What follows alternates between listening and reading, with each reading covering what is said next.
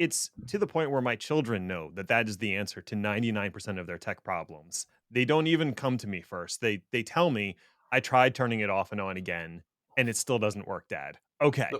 The, the best explanation of that I think I ever heard was someone said, look, imagine you're trying to find like a new pizza place in an unfamiliar neighborhood and you're completely lost, but if you snap your fingers, you can go back to your house and try again from somewhere you know.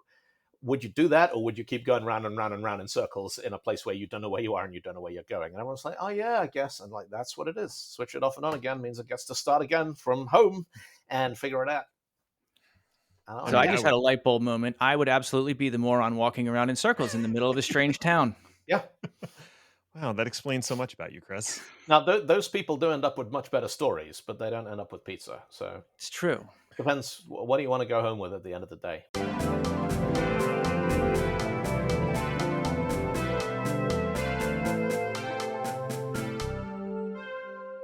Hello, dear listener, and welcome to Chaos Lever. My name is Ned, and I'm definitely not a robot. I'm a real human person with feelings, message queues, and mime support for non-ASCII characters, just like you. I do not mind UTF-8 encoding at all. Hooray emoji! Hooray emoji! Syntax error. With me is Chris, who's also here. Hi, Chris. So, is that actually an emoji? Because I've found a number of things that are not emojis but should be, and I have written so many angry emails to the Emoji Commission. For some reason, they've all gone unanswered. Well, I don't think you put the correct emojis in your proposal, obviously. You have to put the thank you emoji, and then they'll get back to you. Dear sir and or madam, I hope this missive finds you smiley face. See, you get it. And today we have a special guest. Dylan Beattie is a software development consultant, conference speaker, and musician from London. He's also a fellow Microsoft MVP and inventor of the Rockstar programming language, and he's joining us to talk about none of those things. Hello, welcome, Dylan. So I just want to tack on, hello folks, how you all doing? I want to tack on a thing you were saying there about emoji and everything, because the thing that I have been petitioning the emoji thing to do is I want them to go full Mr. Potato Head with the face emoji. Because like there's an emoji with a cowboy hat, but it doesn't have the skin tone modifier and it can't have a beard. And I want my little personalized emoji to be me with my skin tone and my beard and my hat. That's what I want. And optionally sunglasses if it's a bright day out. And, you know, they do skin tone modifiers. That's done using Unicode combining characters. They got a great system for that. And they got like different professions now. So like a woman plus a rocket ship is a lady astronaut. Why do they not have like human face plus beard plus skin tone plus hat plus accessories plus, and just, you know what, let's just do it. Mr. Potato Head, the whole thing. I like it. And I think this is the one and only way that you could actually make Pike Matchbox a reality. And that will be the end of the pandering for the episode. Fair. So yeah, let's talk about none of those things. We'll talk about what everybody is just hungering for, and that is a long diatribe on SMTP. Yeah, bring it. So, yeah. Well, let's give a little background to SMTP, and we'll start way before that, because electronic communications go long before the humble email, and some of the origins we can actually trace all the way to the telegraph and the teletype. Samuel Morse was like a real person, and he created the Morse code and then sent a telegraph from DC to Baltimore, or Baltimore to DC. It was one of the directions. And the first message was, "What hath God wrought?" Which is like strangely prescient, Samuel. Well done. So there's a bunch of things about the original. So there's two things I love about the Samuel Morse telegraph system. One of them, so it wasn't actually the first one. It was the first single wire telegraph system, which meant that it had fewer mechanical breakdowns than any of the previous systems. First one ever was in the UK. It was the Cook and Wheatstone system, which was about 1834. And it had 5 wires. It was a 5-wire telegraph system. And it connected loops. So you'd send a current up one wire and back down the other one. And then one of the wires burned out. And the thing that kind of I always have to remind people when we talk about telegraph systems is it is easy these days. If you've ever debugged any kind of comm system, you know, you'll phone the person on the other end and go, right, we're going to send you another one. Can you look? That didn't exist yet. Like, if you wanted the people on the other end to know that you were about to test the telegraph system, you had to send somebody on a horse Right. to tell them to watch the telegraph system, And so Cook and Wheatstone, they had 5 wires. One of them burned out. So then they had 4 wires, and one of them burned out. And then they had 3 wires. And Morse kind of jumped the gun on all this and went, well, 1 wire. And, electrical engineers are like, well, how can you have a circuit with 1 wire? And it's like, well, no, you have ground. Like, that's it. Right. It's a potential difference between wire and ground. So yeah, it's a one wire system. And the other thing is that Morse code is not, it's named after him, but the code that he invented is not the one that's named after him. Right. Because Morse code that most of us in the world use is International Morse code, which was invented in Germany by a guy called Friedrich Wilhelm Goerke. So so Samuel Morse, great idea, invented a code. We didn't use it, but we put his name on it anyway. Right. Yeah. And it was a pretty clever way of getting a lot more out of what is considered a binary system, right? Because it's not just on off. Morse isn't binary. Morse is, I've had this argument with people because Morse is a time-based coding system. Right. And so, you think dot dash, but actually the pauses are semantically valid. The pauses are important because like dot dash and dot dash, they're different things. And so every symbol, if you try to encode Morse in something like a text file, you need dots, dashes, and spaces. And so you need 3 symbols to be able to make sense of it. And you have single space, triple space, and 5 spaces between words and stuff. And so yeah, it's a lot of people are like, oh, dots, dashes, it's binary. And you're like, no, come try it out. And they're like, oh yeah. Which is why, ASCII ended up being the big deal that it was about 100 years later when we brought that in.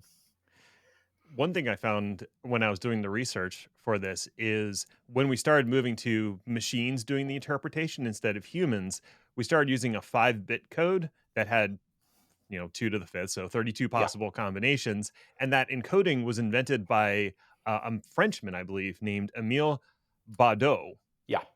And that is actually where we get the term baud rate, going over the wire. Because really? baud rate is how many symbols are being transmitted across the wire. At the time, it was pretty slow. Yeah. But they kept using that terminology. And that's why if you were, getting online in 1993 with a 56K baud modem, yep, that's the same unit of measurement. Yeah. Huh. It's always, I love the little moments when we change the standard unit used to measure something. The days when home internet connections went from being measured in baud to being measured in kilobits. Mm-hmm. And the other one that I remember, and this one I liked because it kind of changed direction as well, is when memory went from being measured in nanoseconds to being measured in hertz. Because it used to be how long does it take, and then the how long it took became a ridiculously small number, and the manufacturers are like, could we switch this so the number starts going up again because it's easier to advertise? And so they switched from 10 nanosecond RAM or 100 nanosecond RAM became something gigahertz RAM, and now the RAM speed goes up and up and up. But we actually switched the whole system there. But yeah, I remember going from baud modems to kilobit modems and now I have gigabit Ethernet gigabit fiber coming to my house, which still is unbelievable. Yeah, I do too. It's amazing, and the irony is that my router can't actually handle gigabit speeds. So it's not the router; it's the run of the cable from where it comes into my house to the router is too long. Yeah, so I have to replace the cabling if I actually want to get gigabit to the router, which I'm not going to do. This is just never going to happen. 300 meg is fine. Yeah. Well, let's fast forward a little bit. So telegraph companies, they kind of faded out in favor of telephone companies, and that became the dominant form of communication for most people. We weren't selling telegraphs, we were ringing somebody up on the phone. The early days of ARPANET also used telephone lines. They used the leased lines from the telephone companies to connect interface message processors called IMPs, which is delightful. I like imagining a little creature on each end of the line, just like gobbling the bits. Yeah. Those were connected to mainframes at universities like UCLA, and it was at such a university where email across servers was born. Yeah. And then later SMTP. I mean, the interesting, one of my other, I love all these little quirks you get when you dig into the history of tech. Email is older than networks because the first standard for electronic mail was basically the equivalent of leaving like letters in someone's pigeonhole in a university department. Right. Where you'd have these mainframe computers with no network connection, but they'd be shared between 40 or 50 different researchers. and they'd all have logins. And so obviously, if you wanted to leave someone a note, you'd send them mail, but the mail didn't go anywhere because the computer wasn't connected to anything. And so email was around for at least a couple of years before anyone thought, hey, well, what if we could send the message to a different computer? Like, that would be a big deal, right? Let's yeah. Yeah. First, you actually had to connect those computers. So that was a whole thing. And then realizing, oh, well, maybe if I wanted to, I could send a message. So, yeah, the implementation of mail on a single server was literally you were given special permissions to write only to somebody else's file. You couldn't read it. You Yep. could only append to it. So that's how you send a message, is you were actually just appending to their mailbox file. And that, that foreshadows what I think makes email such a compelling technology. Is it is one of the very few systems where it is implicit that you have right access to a total stranger. You want to, yeah, you Yeah, think you're about it. right. The thing that makes it work so well, every other system that we've got, pretty much, you have to have signed up. Like, if I want to send you a WhatsApp, you have to have signed up for WhatsApp first, and Messenger and Telegram and Signal, all these other things. It's kind of implicit that both people have created an account on the same platform to be able to facilitate that communication. But email is like, no, I've got an MX record and I'm open on port 25. Send me stuff. And we're going to probably spend the rest of this episode talking about how that is both wonderful and terrible in all kinds of ways. Yeah, we had to clamp down on that sort of openness pretty quickly. Or try to. Yeah, that's the problem. If you clamp down too much, it stops working. And I remember early in my career, I had a company that we did some sort of partnership stuff with, and they would burn down all of their email addresses every 3 months and replace them with new ones. So after 3 months, you'd reply to them and you get back, sorry, Aaron doesn't work anymore. Now I am A_ something. And you'd be like, really? You want everyone to update their address book every 3 months because you have a spam problem? And, it's a problem that we have never solved, because fundamentally the value of email is that a total stranger can send you something and you can receive it. And anything that jeopardizes that kind of undervalues the primary, people don't use it because they're like, well, why would I install a thing that means people can't email me? What's the point in having email if I'm then going to pay more money for it to not work? So That's a tough choice. To wrap up the brief history of email. So there was a guy, Ray Tomlinson, that was working for BBN, which was eventually bought by Raytheon, I believe. Yeah. But he was working on ARPANET, and he had access to mainframes that were interconnected. And he thought to himself, hey, there's this program called Send Message that is used to send mail inside of the server. And there's this other program called CopyNet that lets me copy a file from one server to another. What if I take the CopyNet protocol, put it into Send Message, and now I can send that message to another server? But how do I address that? Because on the local system, it's just the other person's username. Well, I know I will say this user at this other system name. Well, there's an @ symbol. I'll just use that. And thus the email address was born. Yeah. And it's, one of the things I think a lot of folks take for granted now is that they assume that ASCII was the right set of characters, but the people who built ASCII, they had to make all kinds of decisions. What's in, what's out? What do we have space for? And, I'm never entirely certain why the @ symbol made the cut. And I'm guessing it must have been for, like product inventories, this many of that product at this price. But, to me, that was certainly when I was a kid growing up in the decade or two before email went mainstream. Nobody ever used @ for anything. No. Most people, you got in, 1988 and ask someone to draw an @ sign, they don't know. They're like, is it like and they come up with something that looked like an @ sign, maybe like an ampersand. They weren't really sure. They'd never really seen one.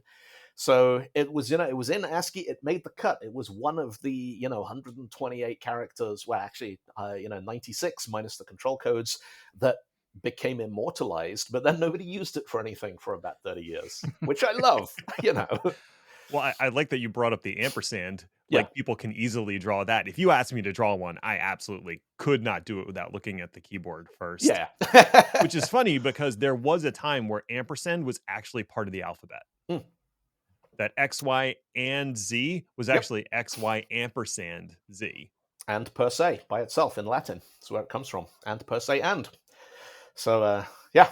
And then they went, nah, it's not a letter. And I'm like, well, how do you decide that? Who decides what are letters anyway? Yeah. Oh, How many- most countries now have councils of orthography who decide this, and then the rest of the world goes, we don't care. La la la la la la la. Language is how you use it, pretty Yeah. much. Well, SMTP was finally actually drafted as a standard because before they were just cobbling along with. They gave up on the send messaging and CopyNet thing pretty quickly and replaced it with FTP as the carrier for mail. But that wasn't great. So they invented SMTP, Simple Mail Transfer Protocol. Well, actually, they tried to just mail transfer protocol, and apparently that was too complicated.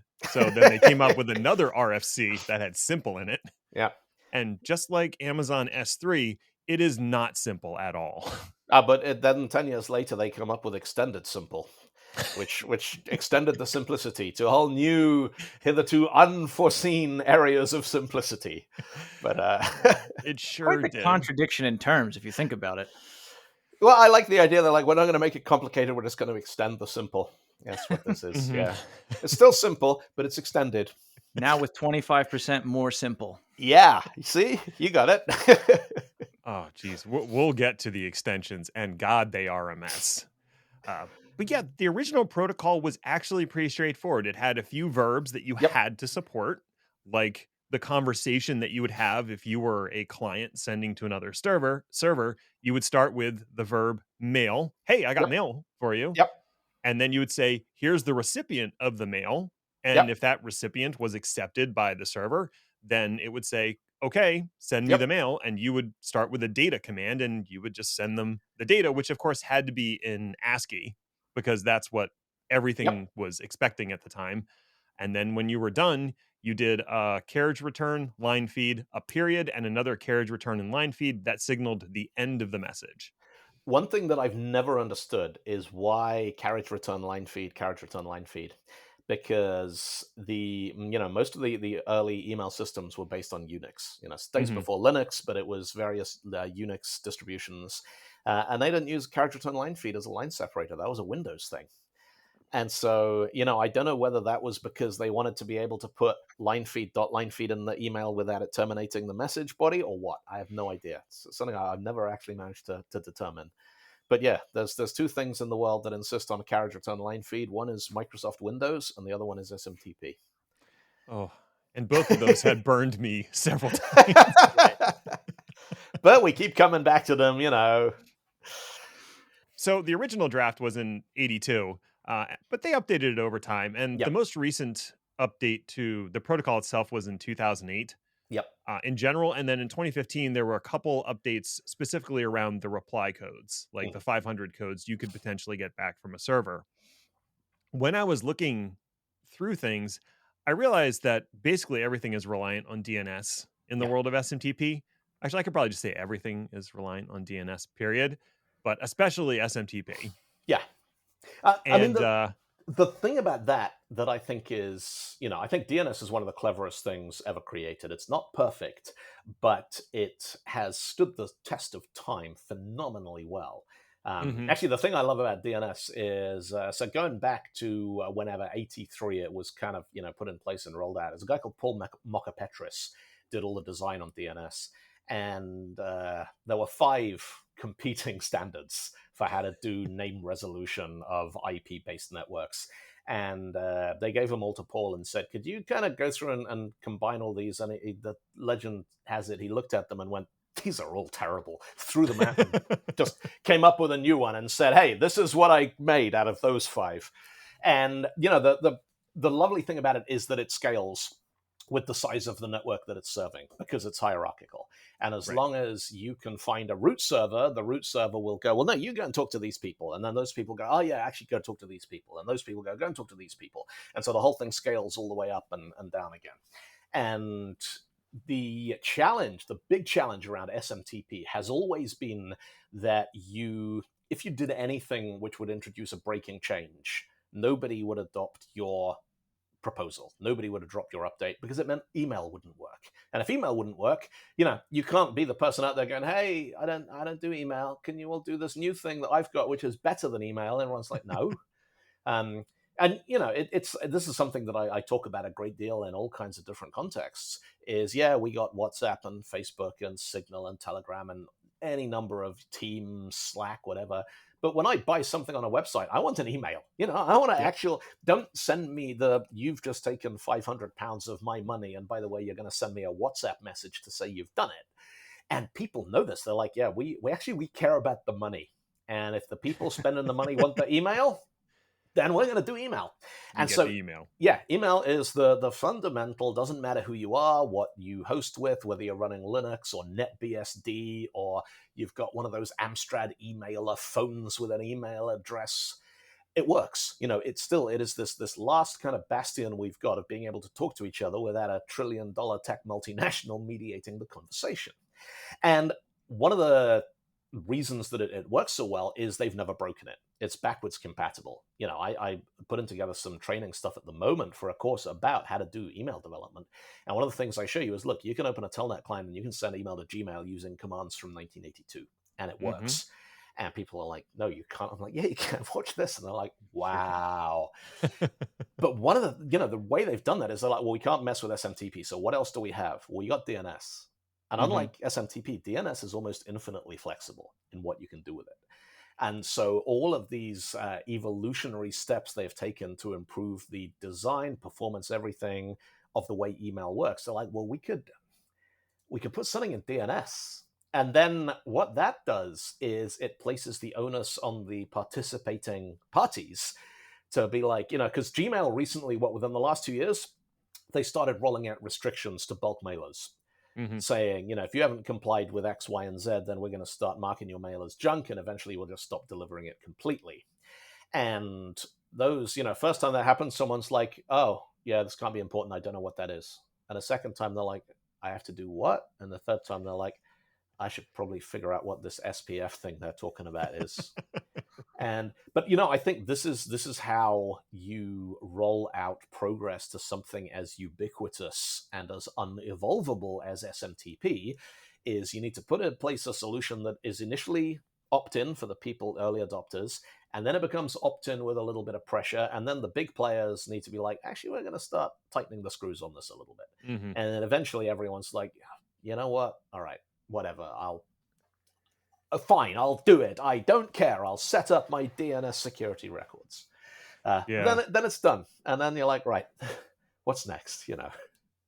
And most of the records now are all TXT records, which is just like a generic record that could hold something. Yeah. What's interesting is back in like the late 80s, they tried to introduce a bunch of different resource record types that were mail specific. So there was MB, MD, MF, MG, MInfo, and MR record types. Really? And no one used them. So it's always fascinating. I've spent so much time working with and researching email, and I'd never come across that detail before. It is in the RFC, and then it disappears real quick. Because everyone was like, we're just going to use the MX record and call it good. And that's what they did.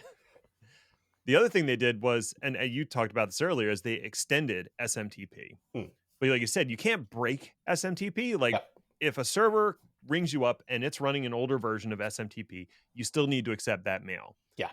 And the very first thing a server does is it says hello. And it does that by sending HELO. Because all the commands are 4 characters for reasons I could not decipher. And sometimes it's painful. It's so obvious you wouldn't even think it needs writing down. It's so when you look at a transcript and a fixed width font, things line up. Oh, Jesus. That's literally it. Yeah. Well, what they decided is if you support the extended version of SMTP, then instead of HELO, you'll send EHLO. Do you know what which you can still say is LO. Always reminds me of? You guys know the movie Labyrinth? And there's a scene in Labyrinth where she meets the little worm, the little blue guy, and she looks around. She says, "Did you say hello?" And he says, "No, I said hello, but that's close enough." And that's it, I'm like Jim Henson's Creature Shop invented extended SMTP. Hello. I honestly would not be surprised if someone working in that creature shop had a hand in the RFC. Oh yeah, not surprised in the slightest. So those extensions, there were ones that are standardized and have to be approved by standards bodies, but they also added one that was just X extensions that start with the letter X, Yep. and those could be whatever you wanted to, Yep. which meant Microsoft and Google and other companies could just go totally buck wild with anything that started with X. Yep. And as far as I know, they did. Yep. And I mean, this is the X prefix that exists in HTTP headers as well.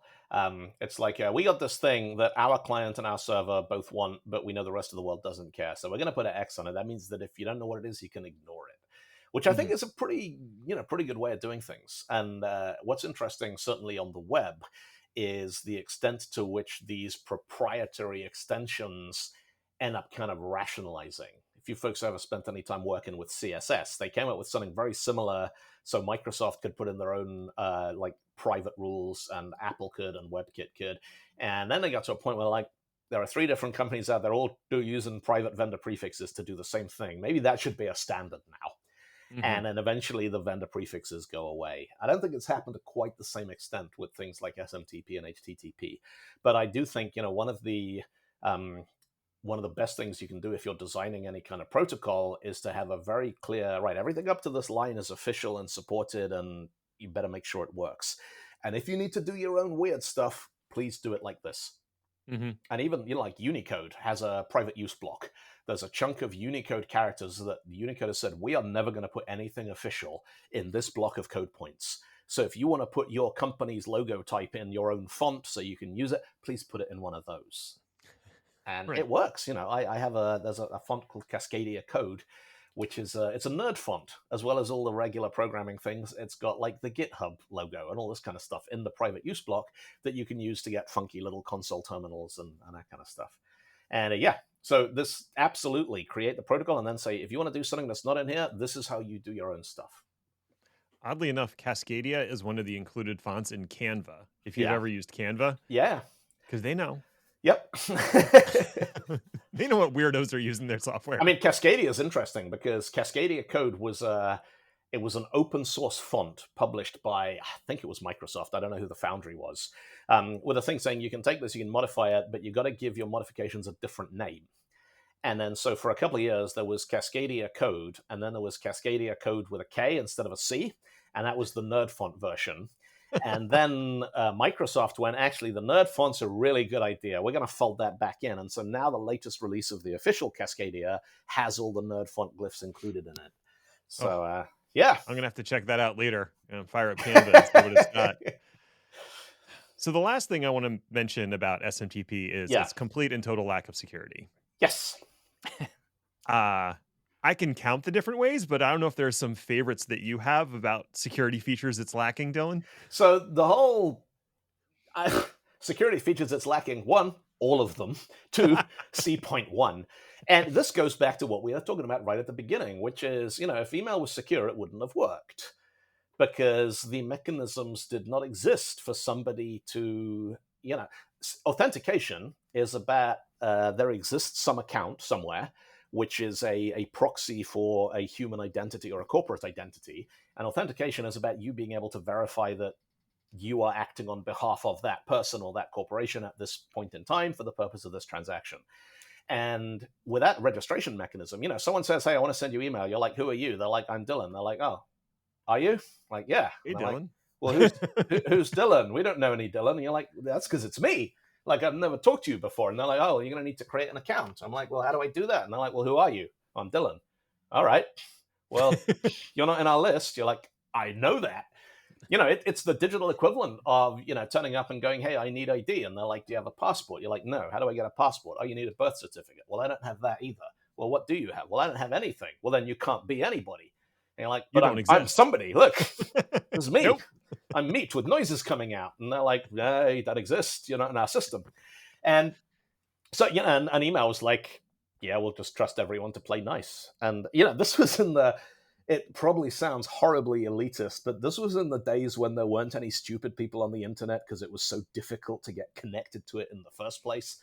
the only way to get online was you needed to get a job at one of the kinds of places that had a network connection, and they didn't hire stupid people. Or you needed to be like affiliated with a university research institute, or you need to figure out how to do it by yourself using acoustic couplers and app codes and all this kind of stuff. And so, it's not that there were no stupid people, but generally there was a barrier to entry which encouraged a degree of responsibility in the way people interacted with it. Yeah. And so, a lot of things like security they didn't think about it because, one, it would have been prohibitively difficult. And two, there was this sort of I've said before that the biggest problem with email is it was invented by hippies in California in the 1970s. And, do you folks know the story of the first junk mail ever? The first spam? Yeah, but I think it's worth going over again for sure. So this is, what was it, 1978, and it's the Digital Research Corporation. Someone's selling a computer, and basically at this point you could buy a directory of the internet, which was a printed book that had every single person on the internet. Like, no, really, every single person on the internet, their name, their phone number, and which machine you could get them at. And DEC, they had like a bunch of sales offices in the US East Coast, but they didn't have much of a presence on the West Coast. And so somebody went through the internet manual, the hosts file, and just got all the people on the West Coast and emailed all of them and said, hey, come to this hotel and check out our new computer. And they emailed about 450 people. And at this point, the internet was still the ARPANET, and it was still under the nominal jurisdiction of the United States Department of Defense. And Major Raymond Chehor got involved and was basically like, I am an Air Force major, and you will not use our network to send your advertisements. Do you understand? And I'm like, we need to bring some of that back. Like, full on Jack Nicholson in A Few Good Men. Someone sends spam. I want them having the full "you can't handle the truth" both barrels. But yeah, that's not unfortunately how it went down, because a lot of people got upset, but a lot of people also went and turned up and bought computers, and so email junk marketing was born. And it didn't get better after that. No. Well, no, I can't. Yeah. And we found so many like kludges to try to block spam. Yeah. I guess the biggest effort is to block it when it's received. So Yeah. there's places like Spam House and other services that maintain blacklists of IP addresses and senders. And if something comes from those, Yeah. then just block them. Yeah.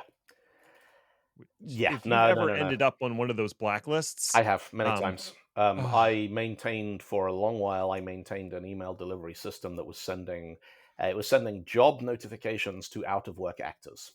And you have never encountered anybody who wants email as badly as an out of work actor whose next email might get them an audition. Seriously, like I've never dealt with anything like it. If we had a quiet day, people would phone me to ask if everything was all right because they hadn't had an email for like half an hour, and wow. could we check everything was okay? Because and once in a while we'd get end up on one of the spam lists for whatever reason, and we were as meticulous as we could be about complying with all of the recommendations, best practice, DNS, security, everything. But sometimes they'd just be like, oh yeah, we're just like Spam House would be, oh, we're going to block this entire /24 subnet. And you'd be like, you're going to do what? And I'm like, oh yeah, if you want to get off, you can fill out this form. And I'm like, I have better things to do than fill out your form. And, this is the equivalent of like, imagine you're walking home one afternoon and you notice like one of your neighbors, they've dug a hole in their front yard and there's no kind of safety rail or anything around it. And you think, that could be dangerous. Like a kid might fall in that. This is bad. It's not good neighborly behavior. And so you tell the cops, and the cops are like, right. And they shut down the entire neighborhood. Nobody goes in, nobody goes out.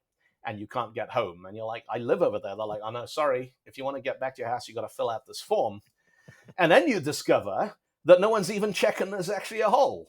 Like anybody who wants to can just phone the cops and go, there's a hole in the yard, close the neighborhood, and they will. And it's guilty until proven innocent.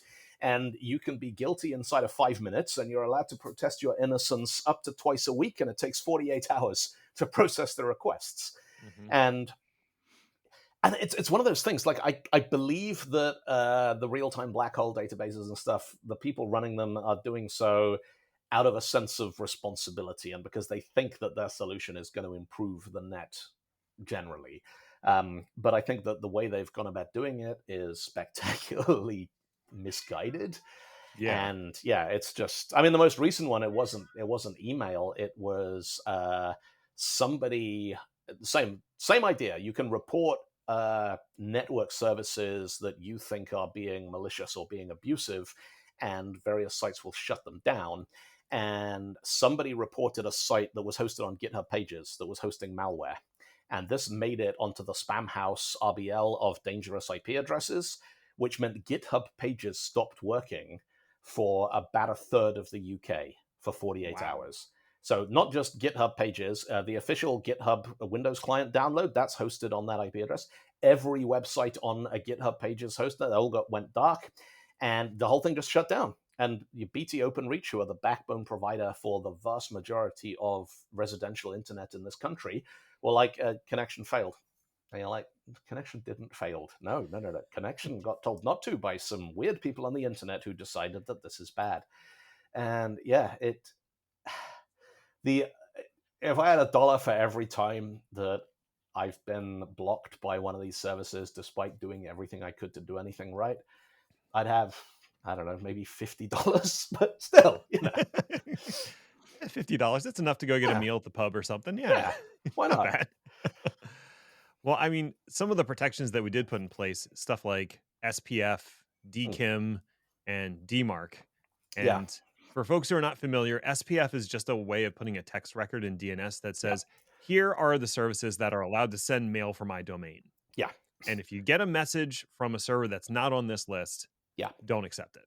And this is all to do with, SMTP, the interesting thing, you talk about SMTP security, actually you got to look at it from two different perspectives, because there's SMTP as a way of sending email, and there's SMTP as a way of delivering email. And SMTP as a way of sending email, that's easy because you have an outgoing relay that normally, it's fair to assume that you have a pre-existing relationship with the people who provide it. So like I got an outgoing relay I can use here from the people who provide my home internet connection, because if I abuse it, they know where I live. I got another one, like if you use Gmail, Gmail gives you an outgoing relay that you can use to send mail as long as you're sending it from your Gmail address, because they know who you are. They can shut this down. And that one's easy because both parties are previously authenticated. They know, who they are. They know who you are. And you can only use it for certain, predefined things. So that one we kind of solved. They give you a username and password, or they give you like an API key, and you use that. The other end, delivery, that's where it gets much more interesting, because someone turns up at your email server and says, "Hey, I have email here for Dylan," and you're like, "Oh yeah, who's it from?" And they say, "It's from Bill Gates," and you're like, "All right." And prove it. How do you? What can you do, or what can that piece of software do to examine this incoming email and say, is this really from, so it can be like, all right, well, it says it's from billg@microsoft.com. It goes in DNS. It looks up the SPF. SPF says, here are the IP addresses that are allowed to send mail on behalf of Microsoft.com. And then you look at the mail. You're like, did this connection come from one of those addresses? No, it didn't. All right, well, that's interesting. And then it turns out that Bill is on holiday, and Bill has connected his laptop to the hotel Wi-Fi. And, and this is where you get into this interesting gray area about certain, libertarian ideals about how the net is supposed to operate. There's a guy called John Gilmore. And John is a sort of self-identified libertarian cypherpunk. I think he was like employee number 3 at Sun Microsystems or something, like a single-digit Sun Microsystems employee number. And he runs an open relay out of spite. He runs hop.toad.com is an open SMTP relay that he has still got set up so that anybody in the world who needs to send email can send it via hop.toad.com. And of course, the reaction to this is that every reputable ISP on the planet refuses to accept email that came from hop.toad.com because it's obviously spam. And, John Gilmore's attitude is, well, that's just them being, that's bad behavior. They should accept it. This is the internet, man. It's peace and love and open relays. And they're like, no, that's not how any of this works. It's, we tried that and it failed. And, Gilmore's an interesting guy. He's like, I absolutely agree with 95% of what he says, and then the last 5% I'm like, oh no, really? Like, you're gonna go that little extra step further. But he's one of those characters who, kind of, the fact that they're on the other side of the line makes it easier for the rest of us to realize where we think the line is. Because there's this person, and they're like, yeah, he's definitely too far. Like, the line is somewhere between me and him. That's useful information for me. But yeah, so all of the stuff, DNS and SPF, and then DKIM, domain key identified mail, is sort of, that's so SPF is just like, hey, yes or no.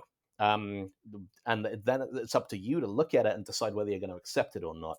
And then DKIM, so I have DKIM set up for a whole bunch of things, because I basically break email for fun and profit, and then write talks about how I did it. And so I got the, if you look up the DNS records for funwith.email, I think it's the most complicated set of mail relays you'll see. Anyway, because I got subdomains for that are registered at Google and Outlook and Proton Mail and FunMail and Zoho. Basically, all the big providers. I've set up accounts with all of them, and then aliased in different Fun with Email records. And yeah, the DKIM thing says, look, if you get a message claiming to be from here, but it actually came from messagingengines.net, then that's legit, because that's a relay provider that I use. And you can put hints in there that are like, if you see this, it means drop it. If you see it comes from here, then flag it as junk, but deliver it anyway. And if you see it from here, that means it's good and you can pass it. And it's all about, giving the recipient, the incoming systems, enough context that they can look at a mail and decide what to do with it right there and right then. And, one interesting thing that I haven't seen anyone really working with is, email was basically designed, SMTP was designed on the premise that not everyone's connected all the time. And when you send mail, you might connect to the net for just long enough to send the mail, and then you're going to disconnect. And these days, when pretty much everyone is online 24/7, there is the ability for a message gets in, and you can be like, well, this message claims that it is message ID number GUID at Microsoft.com. You ping Microsoft.com, hey, I got this, did this come from you? And they can say yes. And, you could develop a relatively lightweight protocol that gave you message by message authentication, and just, and again, it would be soft opt-in. It's something you could develop the protocol, you could roll it out, people could start gradually switching it on. And if it proved successful, you'd get to a point where the big players like Outlook and Gmail start first encouraging, and then insisting, and eventually shutting down anyone who doesn't comply with it. So, and I haven't seen anything, it's all the stuff I've seen around improving email security on the delivery side of it has been about domains and DNS records and IP addresses. And I haven't seen anything that acknowledges the fact that a domain could be compromised overnight. And so everything that was good yesterday is bad today. Right.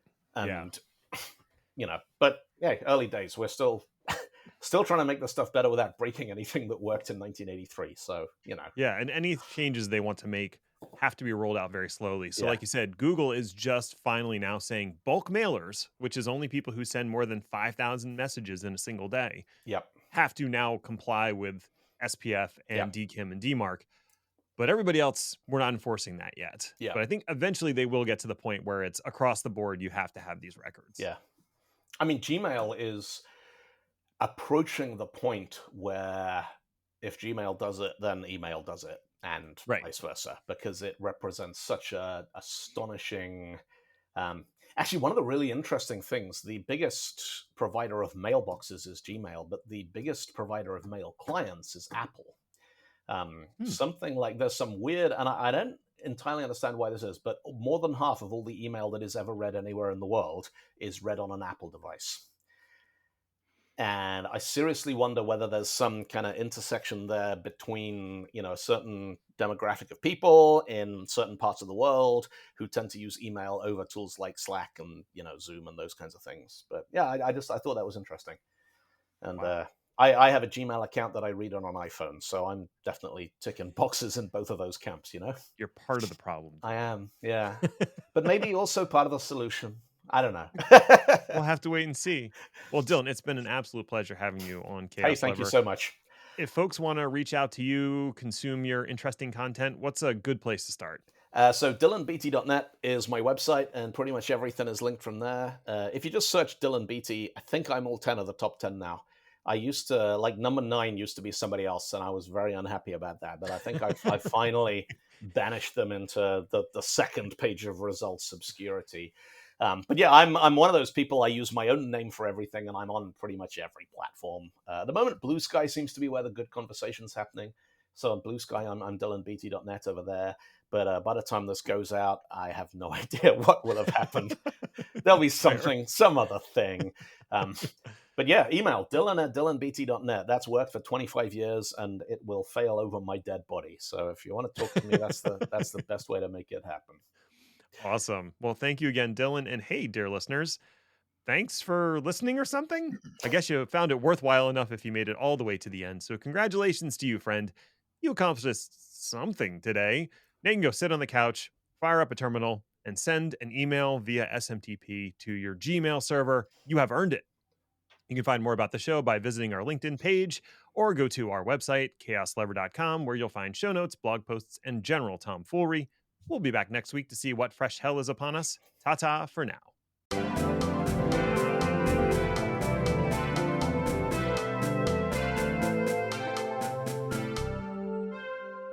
I can't believe we got through all of that and didn't even talk about the bizarro rules that make up what is and what is not a valid email address.